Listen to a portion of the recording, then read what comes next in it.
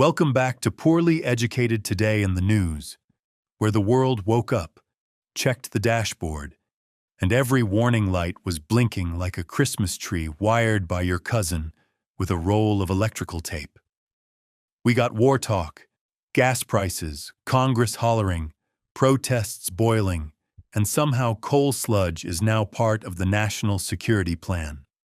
So grab a gas station coffee strong enough to negotiate with Iran, because today's news backed a trailer into a fireworks stand. Segment 1. Epic Fury and the Ceasefire with a Limp. The big story is still the U.S.-Israel war with Iran, Operation Epic Fury, which sounds less like foreign policy and more like a monster truck show sponsored by blood pressure medicine.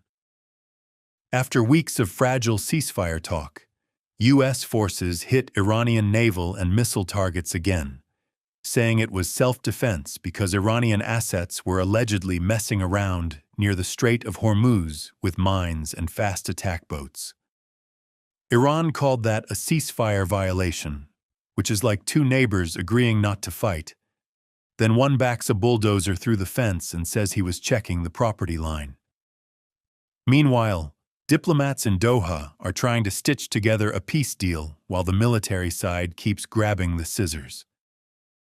The deal reportedly involves reopening the Strait, unfreezing billions in Iranian money, and kicking the nuclear argument down the road like an old washing machine nobody wants to admit is dead. Washington wants Iran to give up uranium. Iran wants cash and guarantees, and somebody tossed in Abraham Accords demands like they were adding jalapenos to a baby bottle. The grounded point is simple. You cannot permanently solve a war if every side keeps adding new conditions, faster than a used car lot adds fees.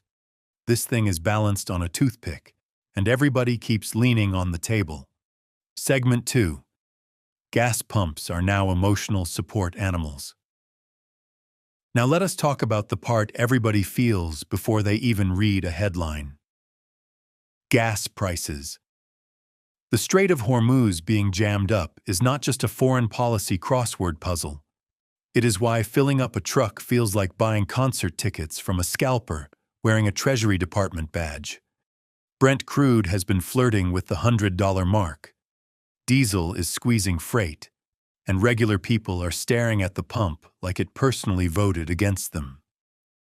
When 20% of the world's oil traffic gets tangled in one maritime choke point, the shock rides home in your grocery bags, delivery fees, and that suspiciously expensive pack of hot dogs. Politicians keep promising prices will fall as soon as a deal gets signed, which is adorable like a raccoon in sunglasses right before it steals your sandwich. Even if a deal happens tomorrow, ships are still stranded, mines still need clearing, insurance rates are acting possessed, and refineries cannot just hit the reset button like a busted microwave. Families are paying war taxes without anybody calling them war taxes, just higher fuel, higher freight, higher groceries, and a vacation budget that now says enjoy the backyard. America wanted a summer driving season and instead got a geopolitical escape room where every clue says more expensive gas. Segment 3. Congress suddenly remembers it has a job. Back in Washington, Congress is doing that thing where it discovers the Constitution after the smoke alarm has already melted. Lawmakers are asking whether the president had authority to launch and continue this war without a fresh vote, which is a pretty important question before the bill hits billions and the gas pump starts charging like it went to law school. Democrats want Congress called back for a public authorization vote, and some Republicans are grumbling too, though in Washington, grumbling is the official sound of people trying to avoid fingerprints. The administration says the strikes protect American forces, while critics say that sounds like an open-ended Middle East war wearing a fake mustache. The midterms are coming, and nothing turns foreign policy into kitchen table politics faster than $4.50 gas and grocery prices doing parkour. When people hear strategic maritime corridor, they do not picture a map. They picture the debit card machine asking if they are sure while the minivan drinks fuel like a divorced uncle at a wedding. The administration wants a diplomatic win before voters start treating every receipt like campaign literature, while Iran knows America is negotiating with one eye on the calendar and the other on the gas sign. Wars overseas do not stay overseas when the cost shows up in every lunchbox, work commute, and utility bill. Segment 4. The home front is boiling over too. While the Middle East is setting the price of everything from gasoline to grilled cheese, the home front is not exactly enjoying a spa day. In Newark, protests around an ICE detention facility have turned into another national shouting match over immigration, detention conditions, and whether oversight is a right or a political stunt depending on who holds the camera. Detainees reportedly launched hunger and labor strikes. Officials argued over access, and the whole thing looked like America trying to settle policy by shoving a microphone through a chain-link fence. You cannot keep turning human misery into paperwork and then act surprised when the paperwork starts yelling. Then in Texas, a Democratic primary fight turned into a national controversy after Maureen Galindo's comments about Israel and her opponent drew condemnation for anti-Semitic tropes, proving both parties can step on a rake and call it strategy.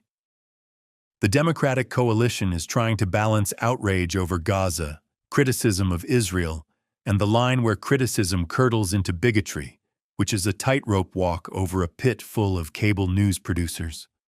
Add in culture fights over public broadcasting, civil rights memory, and Stephen Colbert's copyright dust-up, and the country is arguing over power, speech, and who gets to control the story.